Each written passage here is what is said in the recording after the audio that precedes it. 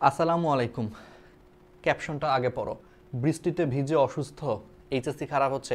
গত কয়েকদিন আমার ইনবক্সে প্রচুর মেসেজ আসছে যে ভাইয়া বৃষ্টিতে ভিজে 101 ডিগ্রি 102 ডিগ্রি জ্বর চলে আসছে, হাঁচি কাশি ঠান্ডা লেগে গেছে, ঠিকমতো পড়তে পারতেছি না, এই অবস্থায় আসলে কিভাবে এইচএসসি পরীক্ষা দিব, কি দিব না দিব। তো এটা নিয়ে আসলে অনেক প্রবলেম। তো এইগুলো নিয়ে আসলে আজকের এই ভিডিওটা। তো দেখো, প্রথমেই সমস্ত সমস্যা হবে, প্লাস হচ্ছে বন্যা, এই সমস্ত কারণে কিন্তু আমি অলরেডি পার্সোনালি হচ্ছে কি করছিলাম, পরীক্ষা পিছানোর জন্য অনেক চেষ্টা করছি, বাট তোমরা তো দেখছোই আসলে রেজাল্টটা কোনো লাভ হয় নাই। বাট আমরা ফাইট করছি, চেষ্টা করছি ন্যায্য দাবির জন্য। যাই হোক, ওইটা পুরাতন কাসুন্দি ঘেটে লাভ নাই। এখন যেহেতু পরীক্ষা দেওয়াই লাগতেছে, পরীক্ষা দিচ্ছই তোমরা, তো এখন এটা কিভাবে তুমি যতটুকু সুস্থ থেকে আসলে পরীক্ষাটা দিতে পারো।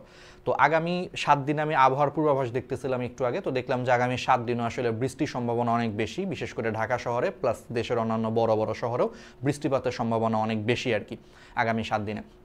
তো তার মানে তোমাদেরকে আগামী পরীক্ষাগুলোও হয়তো দু একটা পরীক্ষা এরকম বৃষ্টিতে ভিজে ভিজেই তোমাদের দেওয়া লাগবে। তো সেই ক্ষেত্রে তুমি আসলে সুস্থ থাকবা কিভাবে, সেটা নিয়ে আসলে আজকের ভিডিওটা। এবং তোমরা অনেকেই হয়তো জানো আমাকে, আমি তো একজন শিক্ষক, তোমাদের পড়াই, এটা তোমরা সবাই জানো, কিন্তু আমি যে ডাক্তার এটা হয়তো বা অনেকেই তোমরা জানো না। ঢাকা মেডিকেল থেকে পাশ করে বের হয়েছি ডাক্তার। তো আজকে একটা সুযোগ পাওয়া গেছে তোমাদের উপকার করার জন্য, আমার ডাক্তারি বিদ্যাটাকে এখন কাজে লাগাবো। তো মনোযোগ দিয়ে শোনো।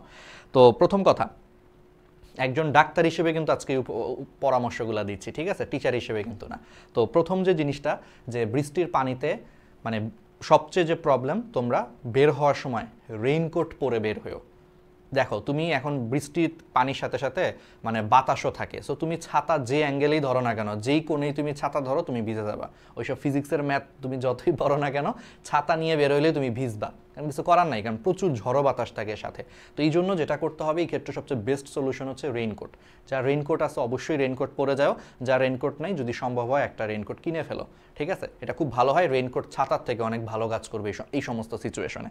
আচ্ছা, দ্বিতীয় জিনিসটা হচ্ছে, তুমি যাই করো না কেন তোমার মাথাটাকে ভিজতে দিও না, কারণ এই মাথা এবং চুলগুলো যদি ভিজে যায়, ভেজা চুল অনেকক্ষণ মাথায় থাকলে তোমার ঠান্ডা বা জ্বর আসার চান্সটা খুব বেশি থাকে। এই জন্য মাথাটাকে তুমি মানে শুকনো রাখার সর্বোচ্চ চেষ্টা করবা। 3 নম্বর জিনিসটা হচ্ছে, এই বৃষ্টির দিনে হচ্ছে জুতা পরে যাওয়ার দরকার নাই, কারণ অনেক রাস্তাঘাট পানিতে ডুবে থাকে, সেখান দিয়ে হাঁটার সময় দেখা যায় জুতার মধ্যে পানি ঢুকে যায়, জুতার মধ্যে সেই পানি নিয়ে ওই ভেজা জুতা পরে হচ্ছে পুরো পরীক্ষাটা দেওয়া লাগতেছে, এতে করে ঠান্ডা আরও বেড়ে যেতে পারে বা জ্বর অবস্থা আরও খারাপ হতে পারে। তো সেই ক্ষেত্রে যেটা করবা, জুতা না, তুমি স্যান্ডেল পরে যাও। বৃষ্টির দিনে স্যান্ডেল পরে গেলে শিক্ষকরাও তোমাকে কিছুই বলবে না, যারা গার্ড দিচ্ছে ওনারাও কিছুই বলবে না, কারণ ওনারা জানে আসলে কি করবে। বৃষ্টির মধ্যে হাঁটু পানিতে হেঁটে হেঁটে যদি পরীক্ষা দিতে আসা লাগে, তো জুতা পরে তো আসলে কোনো কিছু করার নেই, তো স্যান্ডেল পরে যাবা, ঠিক আছে।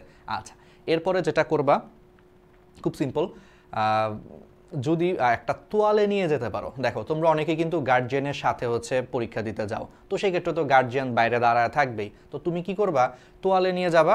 ওই কেন্দ্রে ঢোকার আগে তোমার মাথাটা বিশেষ করে ভালো মতো হচ্ছে তোয়ালে দিয়ে হচ্ছে মুছে একদম শুকনা করে ফেলবা।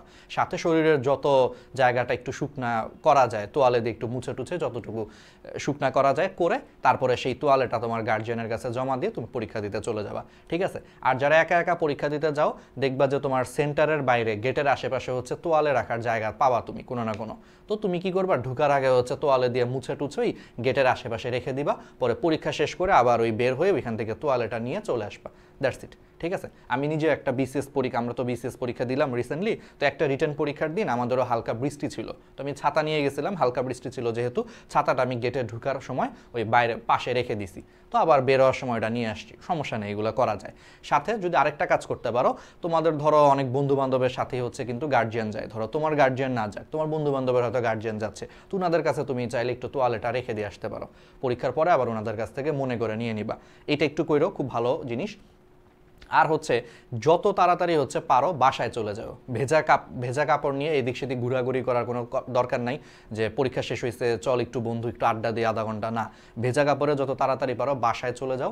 বাসায় চলে যেয়ে তোমার প্রথম কাজ হবে গোসল করে ফেলা, হালকা গরম পানিতে বা গরম পানিতে হচ্ছে গোসল করে ফেলা, এটা সবচেয়ে ইম্পর্টেন্ট কাজ, কারণ ভেজা কাপড়ে তুমি যত বেশি থাকবা তোমার ঠান্ডা লাগা বা জ্বর আসার সম্ভাবনা তত বেশি আর কি, ঠিক আছে। শুনো, যদি তুমি চিন্তা করো যে শুধু একা বৃষ্টির পানি, আসলে বৃষ্টির পানির জন্য আসলে কেউ অসুস্থ হয় না। অসুস্থটা কেন হয় জানো, বৃষ্টির পানির কারণে তোমার চুল ভেজা থাকে, তোমার কাপড় ভেজা থাকে, এবং সেই ভেজা কাপড় দীর্ঘ সময় তোমার শরীরের সাথে লেগে থাকলে তোমার দেহের তাপমাত্রা কমে যায়, আর দেহের তাপমাত্রা কমে গেলে তোমার রোগ প্রতিরোধ ক্ষমতাটা কমে যায়, আর রোগ প্রতিরোধ ক্ষমতা কমে গেলে তখন এই যে বিভিন্ন ভাইরাস আক্রমণ করে খুব সহজেই তোমাকে জ্বরে আক্রান্ত করে ফেলতে পারে বা ঠান্ডা সর্দি কাশি বানায় ফেলতে পারে।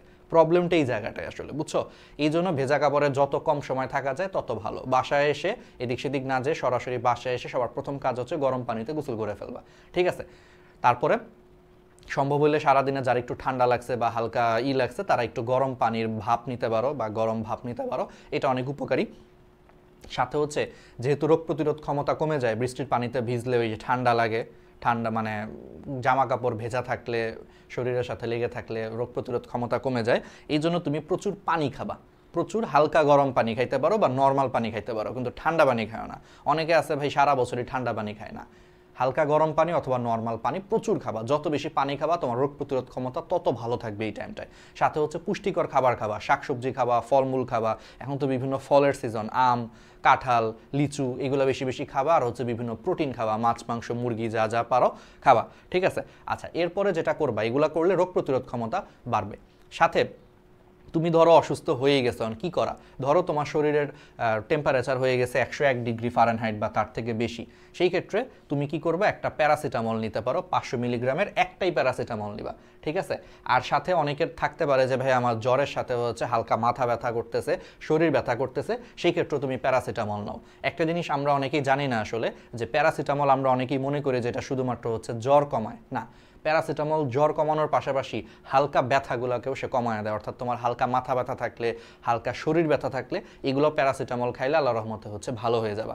এই জন্য বুঝতে পারছো তাহলে, যার জ্বর আছে 101 ডিগ্রি ফারেনহাইট বা তার থেকে বেশি জ্বর আছে বা শরীর ব্যথা আছে, মাথা ব্যথা আছে, সে একটা প্যারাসিটামল খাবা, 500 মিলিগ্রাম, একটাই খাবা, ঠিক আছে? পণ্ডিতি করে এর থেকে বেশি খাওয়ার দরকার নেই, একটাই খাও। যদি একটাই ভালো না হয় তুমি আরেকটা খাও, সর্বোচ্চ 2টা খাও, এর মধ্যে ইনশাল্লাহ ঠিক হয়ে যাবে, ঠিক আছে? আর ধরো যার ঠান্ডা লাগছে বা হাঁচি কাশি আসছে, ঠান্ডা বা প্রচুর ঠান্ডাজনিত কারণে হাঁচি কাশি, একটু পর পর হাঁচি দিচ্ছ, কাশতেছো, এরকম যার অবস্থা, সে একটা অ্যান্টিহিস্টামিন ট্যাবলেট খাইতে পারো। সেই অ্যান্টিহিস্টামিন ট্যাবলেটের মধ্যে ফেক্সোফিনাডিন খাইতে পারো। এই ফেক্সোফিনাডিন বাজারে আসলে ফেক্সো নামে হচ্ছে তুমি পাবা, ফেক্সো নামে পাবা। 120 মিলিগ্রামের একটা ট্যাবলেট খালি পেটে খাইতে হবে। এটা একটু মাথায় রাখবা, ফেক্সোটা তুমি 120 মিলিগ্রাম, এটা হচ্ছে খালি পেটে খাবা একটা, অর্থাৎ খাওয়ার আধা ঘন্টা আগে খাবা। ধরো রাত্রেবেলা তুমি খাচ্ছ, সেই খাওয়ার ডিনার করার আধা ঘন্টা আগে খালি পেটে হচ্ছে এটা খাবা, দেন আধা ঘন্টা পরে ডিনার করবা, ঠিক আছে? তাহলে কি বুঝাইতে পারছি? আমি আরেকবার মনে করাই দিই ওষুধের ব্যাপারটায়। যেহেতু তাহলে 101 ডিগ্রি ফারেনহাইট বা তার থেকে বেশি জ্বর থাকলে এবং সাথে শরীর ব্যথা থাকলে তুমি একটা প্যারাসিটামল 500 মিলিগ্রাম খাবা। এতে ভালো না হলে তুমি 2টা আরেকটা খাইতে পারো আর কি, ঠিক আছে? ইনশাল্লাহ আশা করা যায় যে এর মধ্যে তুমি ঠিক হয়ে যাবা, যদি অন্য কোনো প্রবলেম না থাকে। আর অ্যান্টিহিস্টামিনের ক্ষেত্রেও সেম। এটা কখন খাবা, এই ফেক্সোটা কখন নিবা? যখন শুধুমাত্র তোমার ঠান্ডা, হাঁচি, কাশি এগুলো আছে। ঠান্ডা, হাঁচি, কাশি এগুলো না থাকলে কিন্তু এটা খাওয়ার কোনো দরকার নেই, ঠিক আছে? তাহলে হাঁচি, কাশি, ঠান্ডা এগুলো থাকলে একটা ফেক্সো নিতে পারো 120 মিলিগ্রামের। এটা হচ্ছে খালি পেটে খাওয়ার আধা ঘন্টা আগে হচ্ছে খেয়ে ফেলবা, ঠিক আছে? ওকে। আর তোমাদের অনেকেরই স্বপ্নই যে এরকম আমি যেমন তোমাদেরকে বিভিন্ন ডাক্তার হিসেবে পরামর্শ দিলাম, তোমাদেরও অনেকের স্বপ্ন যে একদিন ডাক্তার হব, রোগীদেরকে ওষুধ দিব। তো এরকম যাদের ডাক্তার হওয়ার স্বপ্ন, তাদের জন্য আমাদের মেডিকেল কোর্স আছে। তোমরা জানো এইচএসসির পরে একদম নতুন করে হচ্ছে শুরু হবে দুরন্ত প্রয়াস 4.1।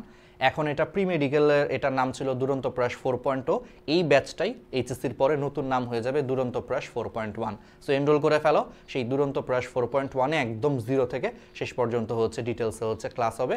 সাথে হচ্ছে 13 সেট বই পাবা এবার তোমরা, 13 সেট বই আমাদের এই ব্যাচে, ঠিক আছে? 13 সেট বই আমরা বানাইছি। তো ভর্তি হয়ে যেতে পারো অবশ্যই।